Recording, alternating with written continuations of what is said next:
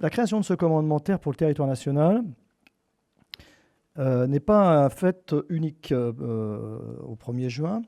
Ça a été, en fait, tout simplement, ça s'inscrit dans la mise en œuvre du modèle au contact qui a été présenté par le chef d'état-major de l'armée de terre en mai de l'année dernière, et donc mise en œuvre, qui se réalise aujourd'hui au travers de la création de 13 commandements dans le cadre de ce nouveau modèle au contact. Voilà. Donc ça n'est pas un fait unique. Le commandement terre pour le territoire national est un de ces 13 commandements qui s'est créé officiellement le 1er juin. Je pense que c'était important de rappeler ce point. Deuxième chose, c'est que la création de ce commandement répond également à une intuition forte du chef d'état-major de l'armée de terre sur les menaces qui pesaient sur le pays, intuition qu'il avait eue bien avant les événements du 5 janvier. Je pense que c'est important de le rappeler. Le chef d'état-major de l'armée de terre, qui dans ses précédentes fonctions avait été directeur de la protection et de la sécurité de la défense, avait vu monter ces menaces et donc avait ressenti ce besoin et avait proposé au ministre de la Défense, avant les événements, de recentrer l'armée de terre sur le territoire national et de rééquilibrer l'offre stratégique de l'armée de terre. Voilà. Donc ça répond, je dirais, à ce point important et à cette intuition qui, malheureusement, s'est concrétisée dans les faits. Alors, je vais commencer par répondre à une première question. Pourquoi un commandement terre pour le territoire national, au-delà simplement de la question d'un modèle? Ce n'est pas uniquement pour s'inscrire dans un modèle ou pour répondre à une pure intuition. Il y a vraiment des raisons importantes, et notamment, il s'agit de répondre pour l'armée de terre à 3 besoins.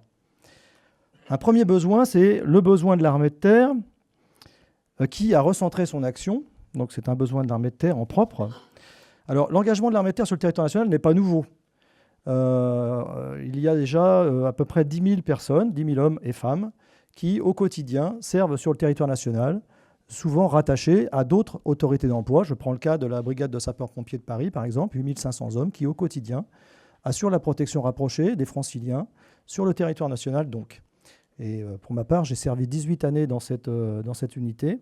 Et avant de prendre mes fonctions comme TN, j'étais commandant de la brigade de sapeurs-pompiers de Paris.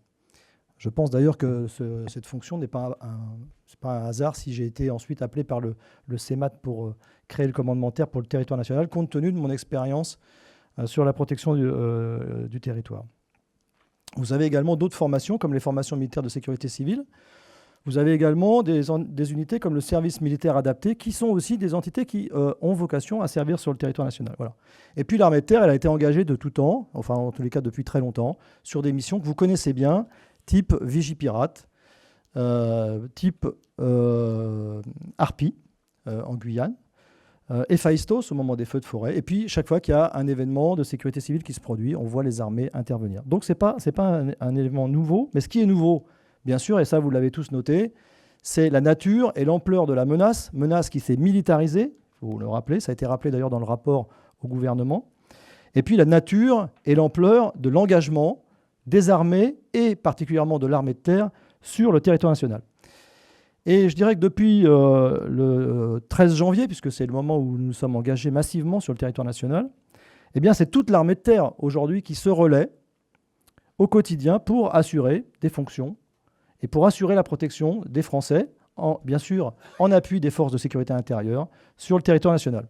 Donc vous comprenez bien que c'est extrêmement dimensionnant et structurant pour l'armée de terre, et ça nécessitait un fédérateur pour assurer et mettre en synergie l'ensemble des commandements du modèle au contact qui se crée, et également les personnels d'active et de réserve. Je crois que c'est un point important également, cette notion de synergie forte entre l'active et la réserve. Le deuxième besoin, c'est un besoin de coordination renforcée avec nos partenaires sur le territoire national, qui sont nombreux. Bien sûr, au premier rang desquels je place l'interarmée, donc au travers du COIA et de toute la structure de commandement qui existe, qui a été décrite tout à l'heure. Les autres armées également, qui interviennent avec nous sur le territoire national. Et puis, bien sûr, il faut ajouter l'interministériel. Alors, je vais prendre une expression qui est un peu d'actualité, puisqu'on est à la veille de l'Euro de football. J'ai coutume de dire qu'il faut apprendre à jouer collectif sur ce type d'intervention sur le territoire national, puisque les modes d'action de l'adversaire, et donc des terroristes, exige un renforcement de cette coordination, car ce sont des modes d'action qui sont totalement imprévisibles. Et donc, on a besoin d'une capacité de réaction très forte, d'où cette nécessité d'apprendre à jouer collectif, à s'acculturer mutuellement, donc acculturer l'armée de terre à travailler sur le territoire national et acculturer les acteurs du territoire national à l'armée de terre, aux actions de l'armée de terre. Et dans ce cadre-là, nous avions besoin également d'un référentaire, d'un facilitateur qui permettra d'améliorer cette coopération et d'améliorer la performance collective sur le territoire national au travers de partenariats que nous allons être amenés à signer avec nos partenaires, au travers d'échanges d'officiers de liaison. Et très prochainement, le commandement de terre pour le territoire national accueillera par exemple un gendarme dans ses rangs et a également prévu d'envoyer des officiers de liaison à la gendarmerie. Au travers de mémentos, de procédures d'action commune, au travers de systèmes d'information partagés, vous voyez, au travers d'un certain nombre de dispositifs pour améliorer la performance collective. Le troisième besoin auquel va répondre ou contribuer à répondre ce commandement, c'est aussi un besoin de nos concitoyens. J'entendais tout à l'heure la directrice dire qu'elle a pris cette fonction aussi parce qu'elle avait besoin de servir. Eh bien, il ne se passe pas une semaine, voire une journée, sans que certains de nos concitoyens toquent à la porte de l'armée de terre pour demander comment on peut servir son pays, comment on peut s'impliquer sur le territoire national pour défendre ses valeurs, sa terre, sa famille, etc. Et donc, dans ce cadre-là, eh bien, l'armée de terre aussi propose des dispositifs comme la réserve, comme le service militaire volontaire, comme le service militaire adapté, etc. Et il y avait un besoin également de créer une instance qui permettrait de coordonner l'action de l'armée de terre et d'amplifier son action sur ce champ sociétal. Je crois que tout le monde aujourd'hui est conscient, et on l'a entendu à plusieurs reprises, que la crise ne se résoudra pas uniquement par des mesures sécuritaires, mais il y a aussi besoin de mesures sociétales, et l'armée de terre entend jouer toute sa partition, je dirais, dans ce cadre-là. Voilà, donc le pourquoi, et donc les trois besoins qui justifient la création de ce commandement de terre pour le territoire national. En synthèse, je dirais que l'armée de terre, avec ce commandement, se dote aujourd'hui d'un puissant levier pour contribuer à l'amélioration en continu de la performance collective sur le territoire national, pour jouer sa partition donc sur le plan sociétal, et bien sûr pour optimiser l'emploi de l'armée de terre sur le territoire. Alors maintenant, je vais répondre à une deuxième question. Concrètement, le COMTN, le commandement de terre pour le territoire national, c'est quoi? Alors d'abord, pour un mois encore, un mois ou deux, c'est une structure embryonnaire qui est composée d'un échelon de préfiguration qui va être chargé d'accueillir tous les personnels qui seront affectés dans le courant de l'été au commandement de terre pour le territoire national. Voilà. Donc là, on est en train de travailler sur le gîte et le couvert. Hein. C'est une manœuvre aussi qui est importante. C'est une manœuvre en soi que l'on prépare depuis maintenant presque une année. À l'été, une fois que tous les personnels seront à poste, ou plutôt au début de l'automne, ce sera un pôle d'excellence, territoire national, et une force d'appui. J'insiste sur ces deux mots-là, pôle d'excellence et force d'appui.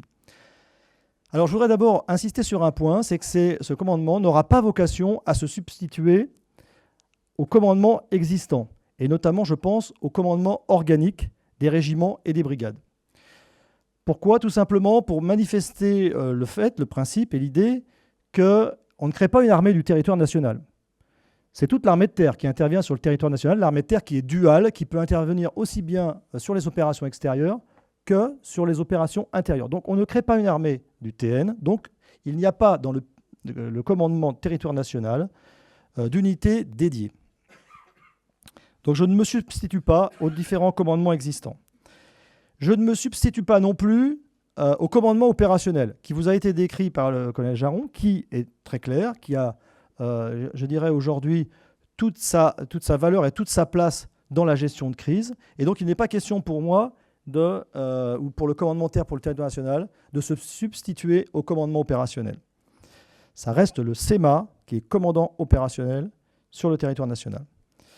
En revanche, ce commandement aura un certain nombre de capacités et développera un certain nombre de capacités. La première capacité, c'est une capacité à anticiper, à penser le coup d'après, de manière à travailler sur des scénarios, de manière à être prêt le jour où on aura besoin de l'armée de terre, le besoin de l'engager dans différentes conditions. Ça peut être dans le cadre d'une crue centenale, comme on aurait pu en avoir une cette année. Ça peut être dans le cadre, je dirais, d'événements planifiés, comme c'est le cas de l'Euro, ou dans le cas de menaces terroristes.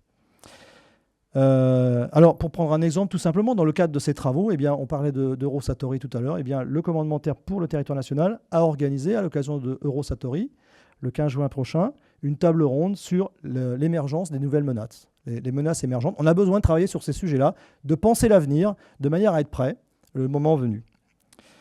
Deuxième capacité importante, c'est une capacité à produire. Produire de la synthèse d'informations. Je pense que l'information est vraiment très très importante dans le cadre des opérations. À produire des solutions concrètes, innovantes si possible. Produire du conseil. Produire de l'interopérabilité. Alors à titre d'exemple, pour ce qui est de l'interopérabilité notamment, le commandement de terre pour le territoire national, dans le cadre d'un projet phare sur lequel il a travaillé tout au long de l'année, va proposer et propose, dans le cadre de l'Eurofoot, un système d'information géographique partagé entre l'armée de terre, entre l'interarmée et entre l'interministériel. Donc cette expérimentation, ce prototype, va être donc expérimenté, si je puis dire, à l'état-major de zone de défense de Paris pendant l'Euro 2016. Voilà. Et donc si effectivement ce produit donne satisfaction, s'il est efficace, on a travaillé avec ça, avec le ministère de l'Intérieur, avec évidemment le MA et puis en interne de l'armée de terre, eh bien on le déploiera peut-être, si nous en avons les moyens, au-delà de la zone de défense et de sécurité de Paris. Voilà pour ce qui est de la production. Et puis enfin, dernière capacité qui est importante, c'est la capacité à travailler en réseau, à s'intégrer, à partager l'information. Je pense que, encore une fois, je disais tout à l'heure, il faut apprendre à jouer collectif. Pour jouer collectif, il faut savoir travailler en réseau, s'intégrer. Et là, pour prendre un exemple très simple, nous avons prévu de créer ou d'avoir en permanence, H24, des modules intégrés, qui pourront s'intégrer dans des états-majors, en particulier des états-majors de l'OTIAD, l'Organisation territoriale interarmée de défense, et notamment au niveau zonal, pour permettre à ces états-majors, le jour où il se produira un événement majeur dans leur zone, eh bien, de venir les renforcer très rapidement, en une dizaine d'heures, de manière à leur permettre d'absorber la vague initiale et ensuite de se faire relever par les réservistes qui auront le temps de venir se mettre en place, une relève qui se passera dans des meilleures conditions qu'aujourd'hui. Voilà, pour vous donner un exemple, je dirais, sur l'intégration, le travail en réseau. Donc ça nécessitera de notre part un entraînement permanent avec ces états-majors, et puis évidemment de pouvoir être projeté rapidement. Voilà. Au total, le commandement de terre pour le territoire national, ce seront 50 personnels d'actifs environ, une trentaine de personnels de réserve, c'est un point important, le fait de pouvoir bénéficier de réservistes, qui seront implantés à l'école militaire, d'abord provisoirement dans des Algeco, puis ensuite en dur, une fois que les travaux seront terminés, dans 1 an ou 2, on l'espère, et qui sera organisé en 2 bureaux.